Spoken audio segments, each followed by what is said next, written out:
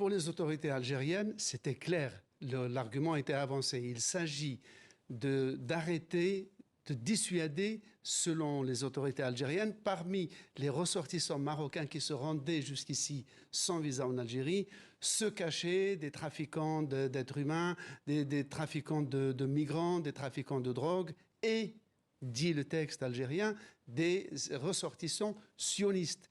On n'appelle pas les Israéliens, mais sionistes, c'est-à-dire des Israéliens détenteurs de passeports marocains qui, par ce billet, pouvaient rentrer en Algérie, se livrer à des activités mettant en cause, dit encore le communiqué algérien, la stabilité et la sécurité du pays. Ça, c'est l'argument officiel.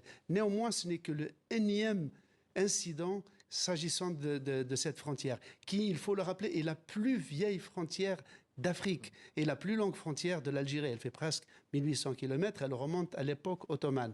Mais elle avait déjà été fermée, la frontière terrestre, en 1994, suite à un attentat terroriste commis au Maroc, à Marrakech. Les Marocains avaient accusé les services algériens et donc imposé un visa aux Algériens. Ils avaient même pensé un temps imposer un visa aux Français d'origine algérienne. Les Algériens ont répliqué par une mesure similaire et la frontière est restée fermée jusqu'à nos jours. Elle a été réouverte à l'initiative du Maroc en 2004 et ensuite en 2005, les Algériens avaient fait de même.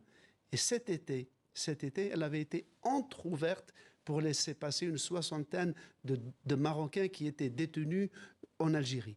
Autrement dit, ce qui est le plus dur aussi, il y a à peu près 40 000 Marocains légalement établis en Algérie. Mais il y a surtout à la frontière des familles mixtes qui sont maintenant déchirées, qui sont séparées depuis 30 ans et qui vont parfois à la frontière pour se parler à distance ou à se faire des gestes de salut.